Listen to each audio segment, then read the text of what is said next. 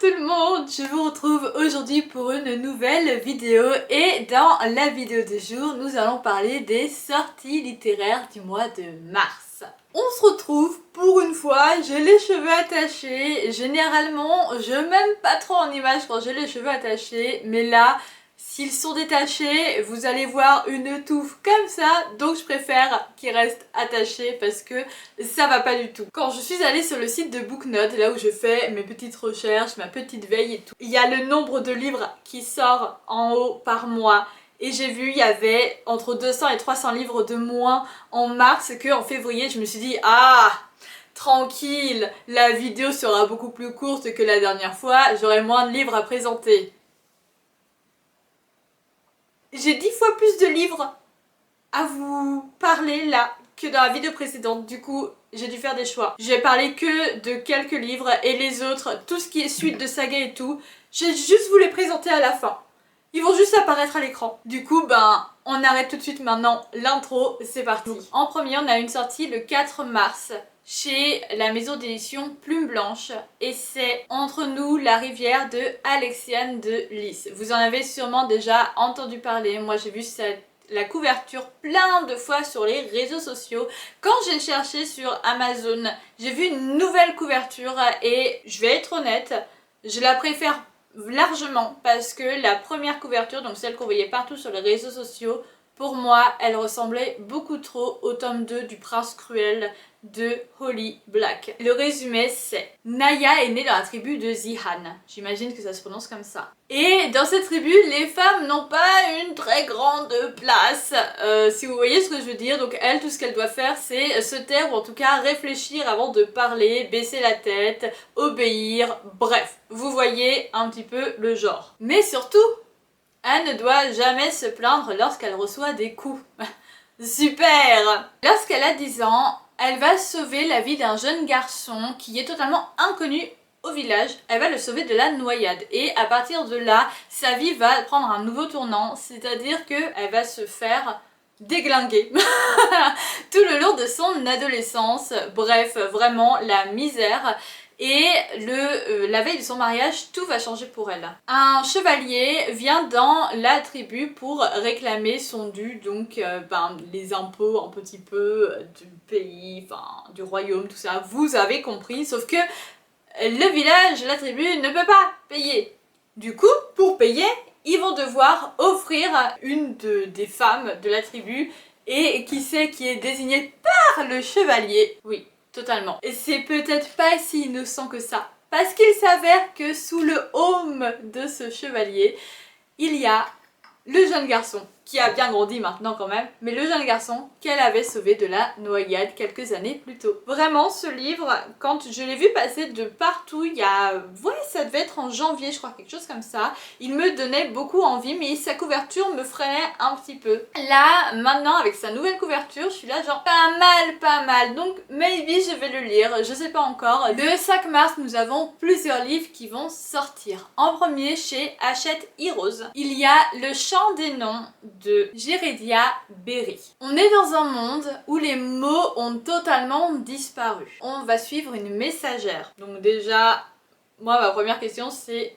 comment? Enfin c'est très étrange, mais une messagère qui va voyager de lieu en lieu pour délivrer des messages. Le principe d'une messagère. Et cette messagère est toujours accompagnée d'un fantôme et d'un monstre qui sont nés de ses cauchemars. Elle va d'un coup se retrouver mêlée dans un complot qui menace totalement l'équilibre de ce monde silencieux.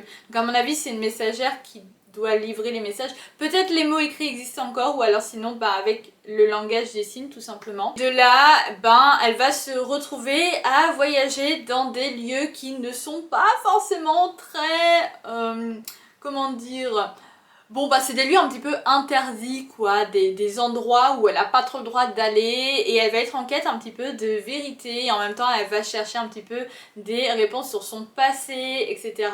Et de là elle va vivre une grande aventure. Vraiment, déjà la couverture de ce livre m'a beaucoup plu, juste la couverture, j'ai vu la couverture, je fais ok c'est bon, il me donne trop envie. Mais alors le résumé, un monde silencieux en fait.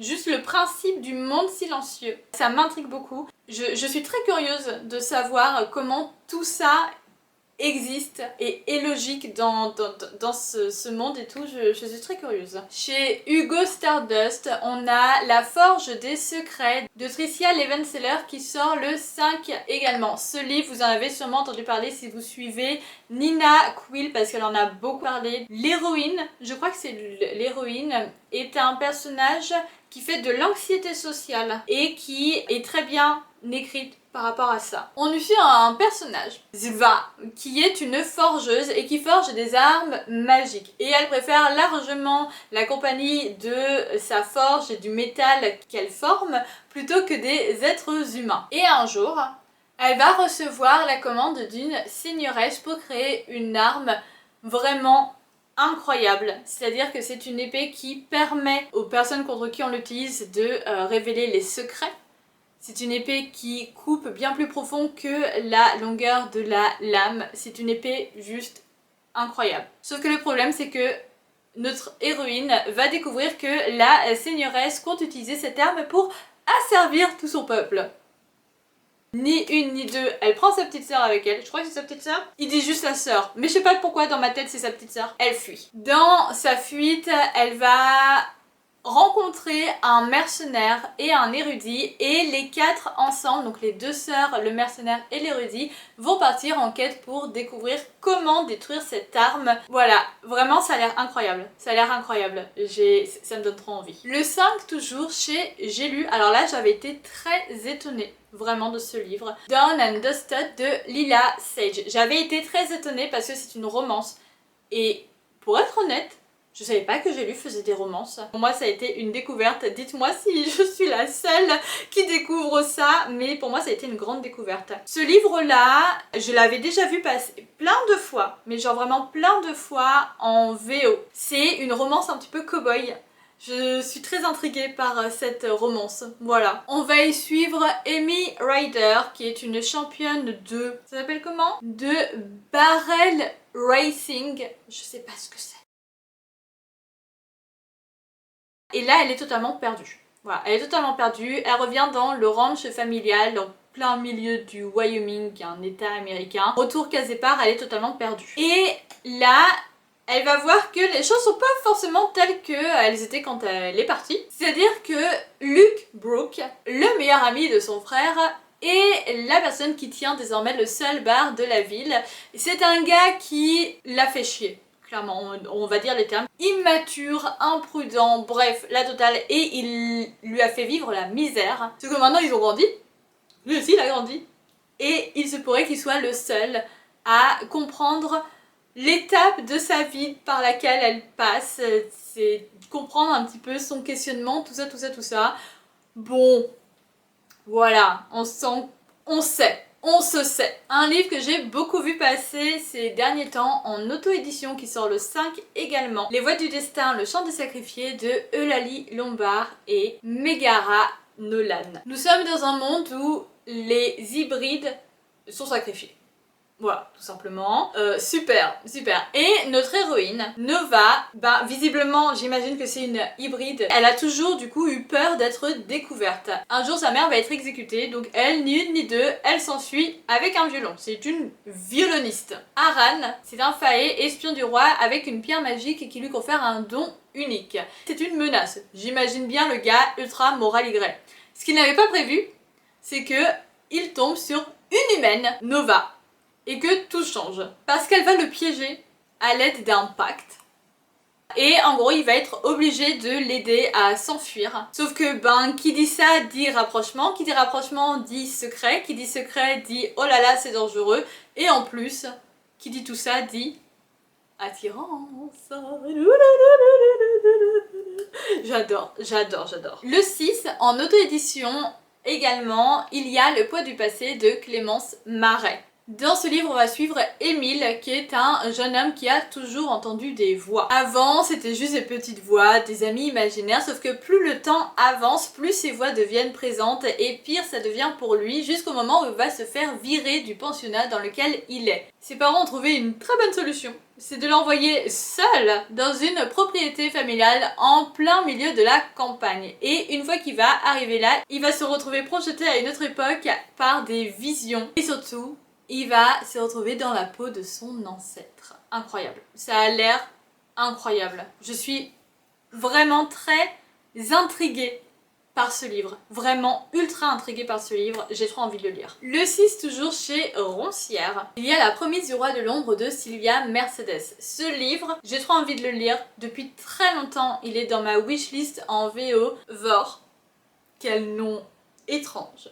C'est le roi de l'ombre et il est prêt à tout pour protéger son peuple et former une alliance avec les humains, même se marier avec une humaine. Farren, c'est une princesse et elle est vraiment mise à l'écart de tout, la cour, les intrigues, sa famille, etc. Enfin, elle est mise à l'écart parce qu'elle a un don divin et ce don divin, ben c'est pas ouf. Je sais pas pourquoi, mais c'est pas ouf. La jeune sœur de Farren est la promise pour le roi Vor. Et du coup, Farren va être appelée pour essayer de la raisonner parce que la sœur, elle a pas envie. Elle a vraiment pas envie, ça lui fait peur, elle est là genre non. À côté de ça, Vor, lui, ben, il voit bien que sa future épouse a tout pour être la promise parfaite. Elle a la bonne éducation, etc., etc. Sauf qu'il n'arrive pas à oublier le regard de Farren. Leurs sentiments naissants seront-ils plus forts que leurs devoirs envers leur sujet? Ça a l'air incroyable parce que c'est une histoire de mariage arrangé, mais pas entre les bons personnages. Oh my god! Je sens que c'est un truc d'âme sœur. Je sais pas si ça existe dans ce monde, mais à moi, de toute façon, que dès qu'il y a fantasy, je vois du âme sœur partout. Je sens que c'est un truc d'âme sœur. À voir si c'est vrai ou pas, mais oh my god, ça donne trop envie. Le 6, toujours dans la maison d'édition Olympe, il y a Five Broken Blades de Mai Corland. Là, vous en avez sûrement entendu parler de partout parce que beaucoup d'influenceurs en ont parlé. Il paraît que c'est incroyable. Tous ceux qui l'ont eu en service presse ont dit, il paraît qu'il est incroyable. Le résumé commence par, attendez, je vous le lis. Une voleuse, un homme de main, un espion, une tueuse, un noble et un prince exilé forment un cercle de menteurs. Leur accorder sa confiance est le meilleur moyen de se retrouver avec un couteau planté dans le dos. Mais c'est quoi ce... Ah, ça a l'air trop bien. Le roi Yuzan, c'est un dieu. Il est immortel, on peut pas le tuer, on peut rien. Sauf que ce cercle de 5 menteurs va être appelé pour potentiellement, bon, qui sait, faire ça. Parce que dans ce royaume, qui a l'air très bien, bah en fait ça va pas du tout. Parce que d'un côté nous avons les nobles, où tout va bien pour eux, forcément, c'est parfait, etc. Sauf que de l'autre côté, il y a les pauvres, où ben, eux c'est vraiment la misère, quoi. Vraiment, enfin, un peu le cliché, finalement, de beaucoup de fantasy. Du coup, les 5 là, eux, ils voient une opportunité, d'amener un monde meilleur, mais surtout de réussir cette mission soi-disant impossible. C'est incroyable. Chacune des 5 lames est prête à tout pour réussir. Mentir, tromper et même tuer. C'est bon. C'est bon, on m'a eu. C'est bon, j'ai envie de le lire. Le prochain, c'est une dark romance. Genre à ce qui paraît très sombre. Je ne l'ai pas encore lu en VO. Je pense que je le lirai un jour. Je crois qu'il est dans ma wishlist. Mais là, on est dans une dark romance. C'est chez Contredire. Ça sort le 6 également. Ça s'appelle Little Stranger de Leif Rivers. Un homme est obsédé par une femme depuis la première fois qu'il l'a vue. Il est obsédé par sa sœur adoptive, Olivia. Sauf que elle l'a trahi. Et maintenant, il est temps pour lui de se venger. Il a passé des années en prison. Et maintenant qu'il va enfin en sortir, il va aller la récupérer, il va aller la hanter, il va aller tout faire pour qu'elle lui appartienne enfin. Actuellement, son corps, son âme, son esprit, sa peur, sa douleur, tout ça, ça lui appartient. La prochaine étape, c'est son cœur. Et pour ça, le soir d'Halloween, il va sortir de l'ombre. Je rappelle, c'est une dark romance, donc lecteur de plus de 18 ans. Et surtout, faites attention au trigger warning, s'il vous plaît. Après, vous faites ce que vous voulez, mais faites attention à vous, s'il vous plaît. On fait un petit bond dans le temps. Le 13 mars, chez Roncière, il y a Laisse-moi une chance de Becca Mac qui sort. Et ce livre-là, je l'ai lu et j'ai trop aimé. J'ai beaucoup trop aimé. C'est une histoire de hockeyeur. C'est un homme qui est un hockeyeur professionnel qui aime bien jouer avec les femmes. Enfin, vous voyez, genre les Little Bunny, je sais plus comment ils appellent ça, la Pucky Bunny ou quelque chose comme ça.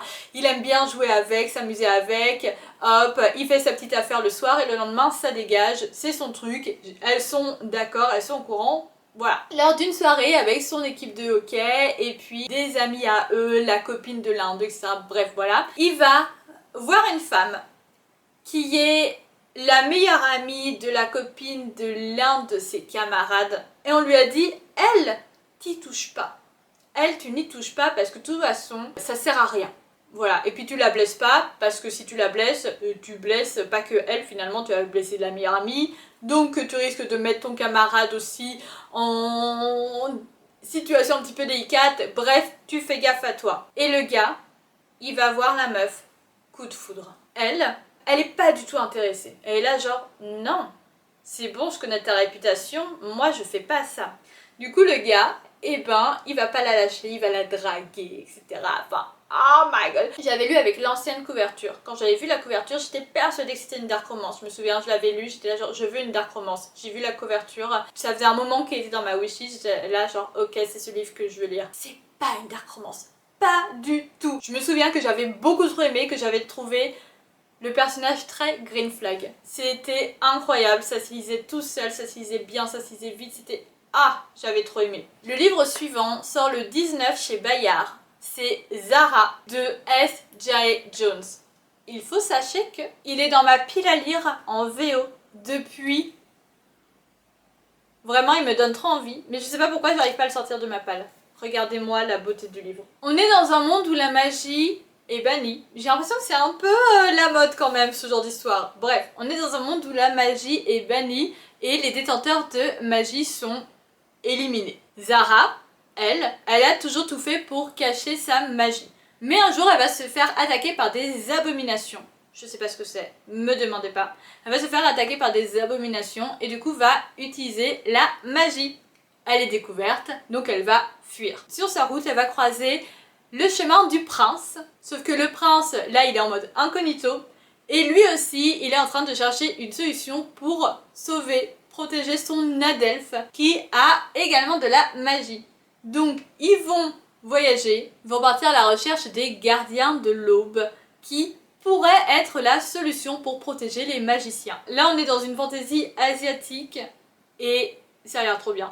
Je sais pas pourquoi j'ai toujours pas lu. Je sais pas pourquoi, ça a l'air trop bien.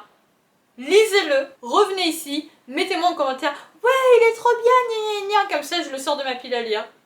Parce que ça a l'air incroyable. Le livre suivant, c'est un livre que j'ai lu l'année dernière en VO, que j'avais plutôt bien aimé, mais il m'a pas marqué plus que ça. Il sort le 19 chez Bookmark, ça s'appelle « Bureau des enquêtes surnaturelles » sur les traces du cerf d'argent. Et c'est écrit par Haley Edwards. Là, pour vous dire à quel point ça m'a pas plus marqué que ça, j'ai noté le résumé dans mon truc. Ok, ça me revient un petit peu, même s'il y a certains détails dans le résumé où je me dis, je me souviens pas de ça. On va suivre ici Rue, qui a quitté le Black Hat, donc le bureau des enquêtes surnaturelles, il y a 10 ans. Depuis qu'elle a quitté, elle a arrêté d'utiliser la magie noire, etc. Et maintenant, c'est une sorcière blanche. Aujourd'hui, au moment de l'intrigue, son ancien partenaire va refaire surface pour lui annoncer que il y a un imitateur du tueur en série qu'elle avait arrêté il y a une dizaine d'années et c'est ce pourquoi je pense qu'elle avait quitté le Black Hat. Le problème c'est que ce tueur en série, ça va pas du tout. Ça va pas du tout et du coup, pour l'arrêter, il se pourrait qu'elle soit obligée de replonger dans la magie noire. Mais dans mon souvenir, c'est pas bien. Elle doit pas faire ça. Dans mon souvenir, il y a tout un truc où elle doit pas faire ça. Je me souviens que j'avais bien aimé quand même l'histoire. J'avais bien aimé, mais elle m'a pas marqué plus que ça. Vous en faites ce que vous voulez. Le 19 également, chez Bookmark également, il y a Un baiser maudit de Jenny Hickman qui sort. Dans ce livre, on va suivre une jeune femme qui est prête à tout pour ressusciter sa sœur. Sa sœur a été tuée par un homme qui a l'habitude de charmer les jeunes femmes et de les tuer à l'aide d'un baiser maudit. c'est dans le titre. Et du coup pour ça, elle va rencontrer une sorcière qui a soif de vengeance et qui va lui proposer un élixir pour ramener sa sœur à la vie. Mais avant de faire ça, elle doit tuer le gars. En chemin, elle va croiser la route de Tadg. Mettez des voyelles un petit peu s'il vous plaît dans les noms. En chemin, elle va croiser du coup la route de Tadg.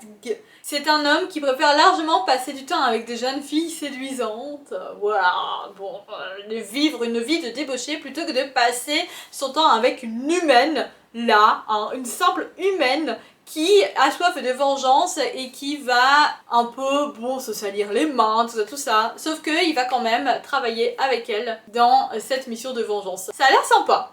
Ça a l'air sympa. Ça a l'air d'être une histoire, encore une fois, qui est pas hyper marquante, mais sympa. Chez Big Bang, il y a A Language of Dragons de S.F. Williamson, qui sort le 26. Je veux trop la voir dans sa version Fairyloot. C'est au XXe siècle, et d'un côté nous avons les dragons qui sillonnent le ciel, et de l'autre, dans les rues, il y a les humains qui se révoltent.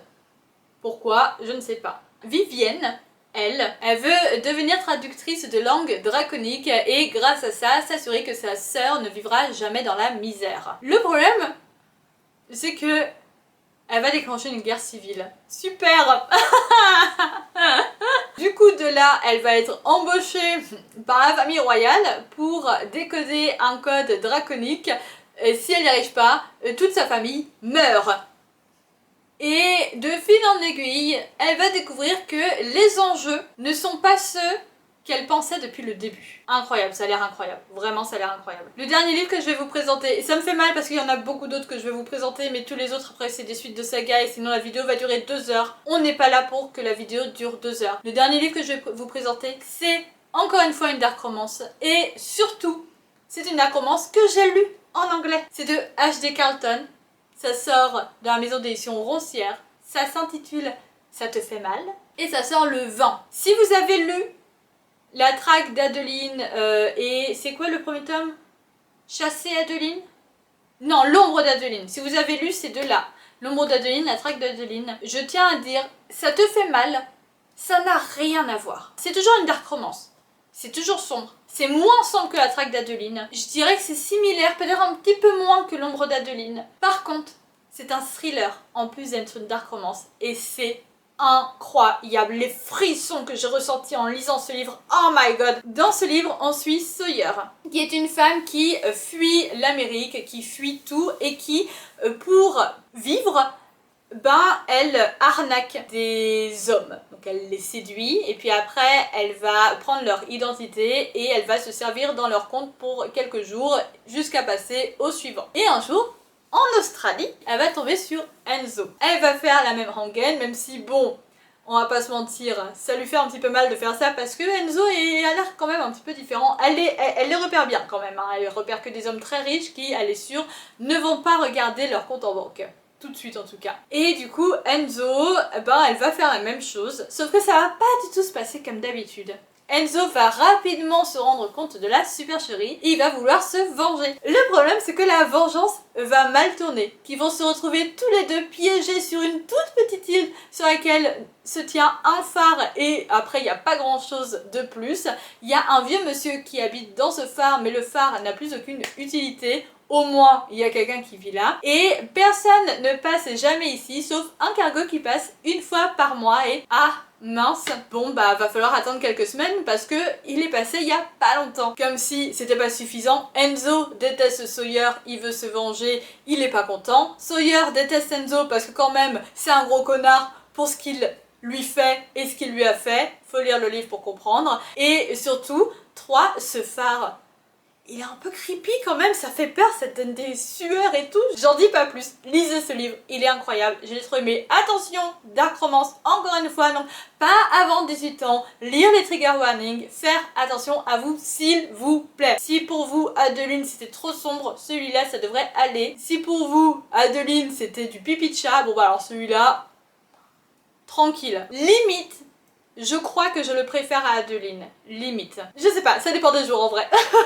C'était les sorties du mois de mars. Je vous mets ici toutes les suites de sagas qui potentiellement pourrait vous intéresser. Il y en a beaucoup. Je vous remercie d'avoir regardé cette vidéo jusqu'au bout. Je vous laisse me mettre en commentaire quel livre dans toute cette liste pourrait potentiellement vous intéresser. En attendant, je vous fais des gros bisous et je vous dis surtout bonne lecture.